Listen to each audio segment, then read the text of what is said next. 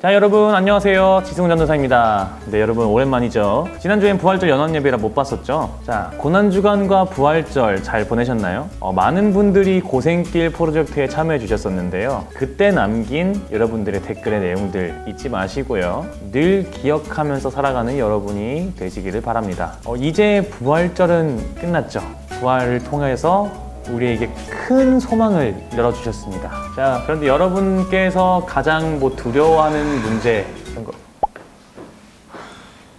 안녕하세요. 왜 네? 왔어요? 그냥 촬영한 거 보다가. 그냥 좀 와. 그냥. 오늘 안 불러준다고 왔네요. 온 김에 한번 인터뷰를 진행해 보도록 하겠습니다. 혹시 전도사님은 네. 가장 두려워하는 게 있나요? 두려워하는 거요? 네. 실패를 두려워하죠. 내가 어떤 것을 준비했는데, 네. 예를 들어서 내가 한 만큼 성적이 안 나오거나, 아니면 시험에서 떨어지거나, 뭔가 내가 준비해 갔는데, 다른 사람들한테 그게 마음에 안 든다거나, 막 그랬을 때 두렵죠. 그런 실패들. 또 하나만 더 물어볼게요. 네. 엄청나게 기대하면서 기다렸는데 네. 결과가 완전히 내가 기대했던 것과 완전 다를 때, 다를 때 참혹했었던 점. 간단한 건데, 이제 초등학생 때 네. 크리스마스 선물 엄청 기다리잖아요. 아, 네네. 내가 자고 일어났을 때 내 머리 위에 뭐가 있을까 기대되죠? 하는데, 선물이 책이었어요. 좋은 선물이네요. 아직도 기억나요. 내 손가락의 희야. 감성적인 스토리네요. 맞아요. 잘 읽었습니다. 읽기는. 네. 저는 개인적으로 크리스마스 때 네. 산타가 없다는 걸 5살 때 깨달았어요. 빨리 깨달았네요. 왜냐면 저희가 자고 있을 때부터 부모님들께서 네. 선물을 쑥 두고 가시잖아요, 몰래. 그쵸. 근데 저는 그 쏙 돌 때 눈을 탁 떴어요. 오. 아버지더라고. 5살 때부터 이미 동심이 없어졌다. 아쉽네요. 아쉽죠. 네, 그러면은 네. 전도사님은 두려워하는 게 있어요? 갑자기 와서 질문을 하네. 근데 그런 적 있지 않을까요, 다. 엄청 두려워하는 그런 건 아닌데 네. 어렸을 때 학교 끝나고 집에 갔는데 왠지 모르게 고요할 때 있잖아요. 아무도 없고. 네. 괜히 이런 적 없으세요? 나와라. 있죠. 있죠. 거기서 내가 모를 것 같아? 그리고 누르기. 근데 그 커도 똑같더라고요. 한 고등학생 때까지는 그렇게 했던 것 같아요. 또 저한테 해주신 질문처럼 네. 뭔가를 엄청 기대하고 기다렸는데 내가 원하던 그런 게 아니었을 때. 저는 이제 전도사잖아요. 네. 저는 신학대학교 외에 다른 목표를 둔 적이 없었어요. 네. 막상 원서 쓸 때 되니까 원서를 못 썼어요. 부모님께서는 신학교 가지 말라고 반대하셨구나. 네, 반대하셨죠. 네. 원서를 아예 못 넣었습니다. 성적이 모자라서도 아니고 그냥 그냥 아예 못 넣었네요. 반대로 인해서 네. 못 넣었습니다. 재수를 하게 됐죠, 결국. 재수하고 원서 쓸 때는 원서를 쓸 수 있을까? 참 막막했는데 네. 결국 잘 해결했죠. 근데 그때 당시는 진짜 절망적이었어요. 그쵸. 그때는 사실 이 1년이 엄청 큰 그걸로 다가오잖아요. 진짜 최악이었죠. 하나만 더 물어볼게요. 네. 가장 두려워하는 그 일을 계속 하면서 네. 기다려야 된다. 그 상황 속에 계속 있어야 돼. 근데 언제까지 기다려야 되는지 몰라요. 정말 쉽지 않죠. 그리고 결과가 참혹할지도 몰라요. 일단은 방금 말씀하신 것처럼 굉장히 내가 무섭고 두려워하는 상황 속에서 그냥 있는 것만으로도 굉장히 힘든데 어떻게 보면 희망 고문일 수 있잖아요. 그렇죠. 네, 그런 상황이 사실 버티기 쉽지 않죠. 네. 네. 감사합니다. 네, 이제 나와주셨으면 네. 좋겠어요. 안녕히 계세요. 네. 은혜 많이 받으세요. 예! 야! 이렇게 하면 계속. 갔으면 좋겠는데. 네. 잠깐 불상사가 있었는데 잘 해결했습니다. 예수님께서 돌아가시고 제자들은 정말 큰 두려움에 사로잡혔어요. 그래서 문을 잠그고 밖에 아예 나가지 않습니다. 밖에는 예수님을 붙잡은 사람들이 득실되고 있으니까요. 자기들도 붙잡혀갈지도 모른다. 이런 생각으로 인해서 두려워했습니다. 그런데 바로 그때 예수님께서 갑자기 제자들 앞에 나타나셨어요. 아주 놀라고 기뻤겠죠. 죽은 줄만 알았던 예수님이 다시 살아나셔서 우리에게 다시 돌아오셨다. 이제 됐다. 이제 살았다. 이런 안도감이 들었을 거예요. 그런데 갑자기 예수님께서 승천하십니다. 갑자기 하늘로 올라가셔요. 아니 이제서야 두려움을 다시 떨쳐내고 이제 기쁜 생활이 다시 시작되나 이렇게 생각하고 있었는데 갑자기 그 기쁨을 다 누리기도 전에 다시 사라지십니다. 그래서 예수님께서 떠나가신 그 하늘을 보면서 멍하니 서 있었어요. 이제 우리는 어떻게 해야 되나? 이제 난 뭘 해야 되나? 이제 예수님 없이 어떻게 이 막막한 인생을 살아가야 되나? 그렇게 푸념하고 있었죠. 난 이제 홀로 남겨졌구나. 근데 바로 그 순간에 흰 옷을 입은 사람들이 나타나서 이렇게 말을 합니다. 예수께서 떠나가실 때에 그들이 하늘을 쳐다보고 있는데 갑자기 흰옷을 입은 두 사람이 그들 곁에 서서 갈릴리 사람들아 어찌하여 하늘을 쳐다보면서 서 있느냐 너희를 떠나서 하늘로 올라가신 이 예수는 하늘로 올라가시는 것을 너희가 본 그대로 오실 것이다 하고 말하였다.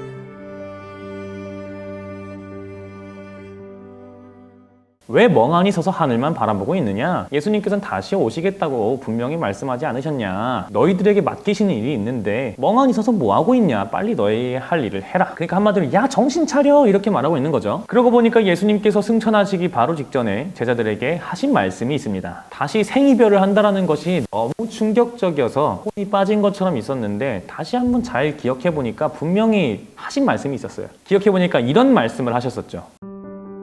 예수께서 사도들과 함께 잡수실 때에 그들에게 이렇게 분부하셨습니다. 너희는 예루살렘을 떠나지 말고 내게서 들은 아버지의 약속을 기다려라.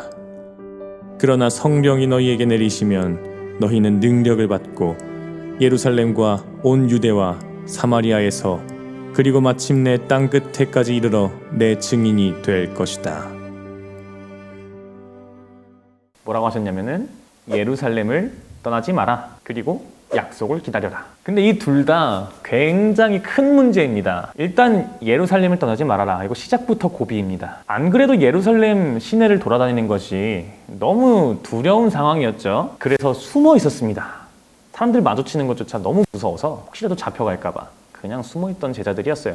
그런데 공포의 기운이 감돌고 있는 예루살렘을 떠나지 말아라. 빨리 도망가고 싶은 심정인데 떠나지 말라니요. 언제까지냐면은 약속하신 것을 보내시기까지입니다. 그런데 사실 언제 주시겠다고 정확하게 말씀하시지 않았어요. 뭐 약속하신 성령을 받을 때까지인데 언제까지인지는 모릅니다. 대신 성령을 받으면 엄청난 능력을 주시겠다고 약속하십니다. 그래서 그 능력을 통해서 담대한 예수님의 일꾼으로 살아갈 수 있게 된다. 이렇게 말씀하시죠. 자, 여러분이 두려워하는 일은 무엇인가요? 조금 전에 신태섭 전도사님과 제가 함께 이야기 나눈 것처럼 두려워하는 문제 분명히 있을 겁니다. 그 두려움 속에서 어떤 일을 해나가야 되는데 기약이 없어요. 언제까지 계속 그 분위기 속에서 살아야 되는지 모르겠어요. 매일매일 심장이 쪼그라드는 그 생활을 얼마고 지속해야 되는지 알 수가 없습니다. 예수님께서 죽으시고 부활하셔서 제자들과 만나기까지 그 며칠간이 제자들에겐 아주 고통스러운 시간이었겠죠. 그런데 그때보다 훨씬 더 긴 시간을 두려움 속에서 보내야 한다라는 것은 제자들에게 굉장한 시험이었습니다. 그래서 실제로 많은 사람들이 포기했어요. 처음에는 그 자리에 500여 명의 사람들이 있었습니다. 예수님의 그 명령을 함께 들었어요, 그 사람들이. 그런데 남아있던 사람들은 고작 120여 명 정도였죠. 그런데 그럴만하다고 생각이 들어요. 실제로 약속한 성령, 즉 그들 안에 하나님께서 들어와 능력을 부어주시기까지 50일이 걸렸습니다. 그 50일 동안 한 명 한 명씩 떠나갔겠죠. 어제 나랑 같이 기도했던 사람이 오늘 안 보이고 그 다음날은 숫자가 더 줄어들고 뭐 그랬겠죠. 그러나 그 모든 시간들을 견딘 사람들에게 약속하신 성령이 찾아온 것입니다. 오순절이 되어서 그들은 모두 한 곳에 모여 있었다.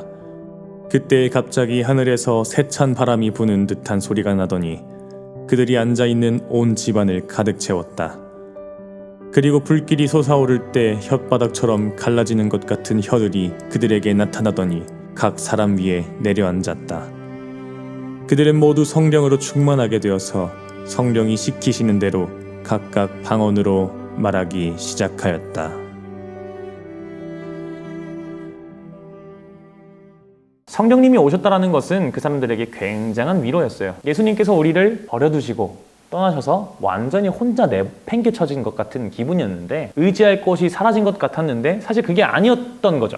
예수님께서 우리 속으로 들어오셔서 항상 함께하게 되신 그 사건, 그게 바로 성령의 임재 사건입니다. 언제나 우리의 곁을 지켜주고 있기 때문에 더 이상 두려워할 필요가 없다. 같이 기쁘게 살면 된다라는 것이죠. 자, 부활절은 이제 지나갔습니다. 온갖 고난과 역경을 딛고 악의 문제를 모조리 해결하신 예수님께서 우리에게 소망을 주셨습니다. 그런데 끝이 아니죠. 여전히 우리는 날마다 우리를 괴롭히는 문제와 싸워나가야 합니다. 그러므로 부활절로 끝! 고난주간 우리가 고난 잘 이겨내고 부활의 소망을 받았으니까 끝이야. 이게 아니죠. 오늘도 내일도 우리는 우리에게 다가오는 문제들을 이기기 위해서 그것으로부터 승리하기 위해서, 그 상황 속에서도 예수님을 붙잡기 위해서 부단히 노력해야 된다는 것입니다. 하지만 흔들리는 그 시간이 길어지면 길어질수록 우리는 점점 더 지쳐가죠. 과연 약속하신 것처럼 나에게 힘을 주실까? 반드시 우리에게 능력을 주시겠다고 약속하셨는데 그 약속이 언제 지켜질까? 이런 의심들이 막 생기게 되는 거죠. 여러분 혹시 귀멸의 칼날이라는 애니메이션 보셨나요? 이번에 극장판이 개봉해서 저는 보고 왔습니다.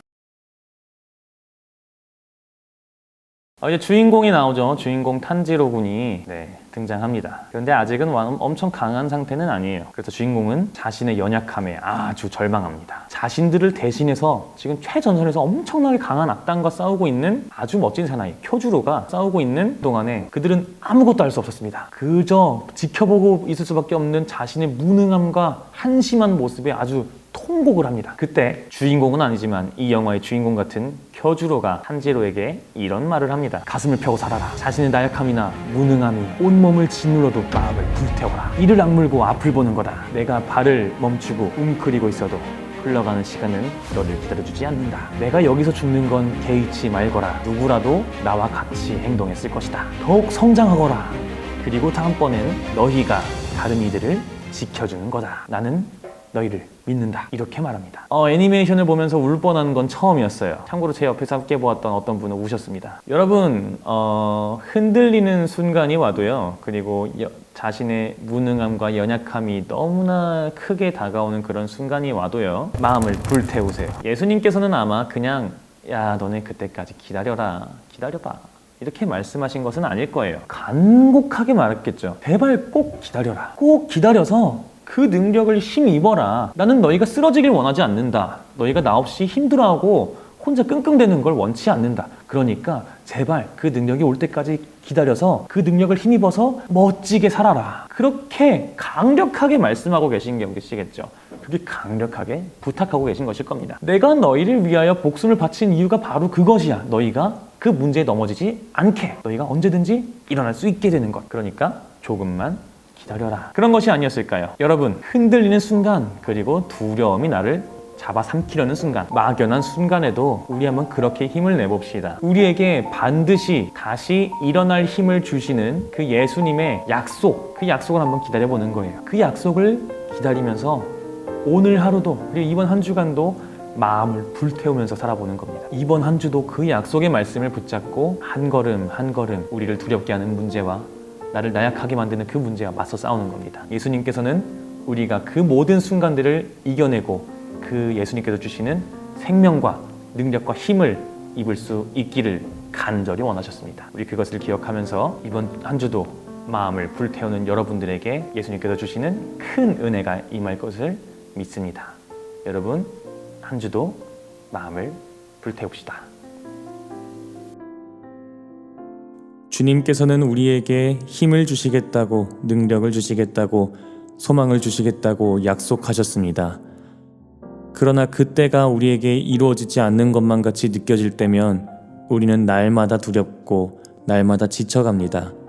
그럴 때 우리는 의심을 하며 예수님을 바라보기를 포기하고 싶은 순간도 많습니다.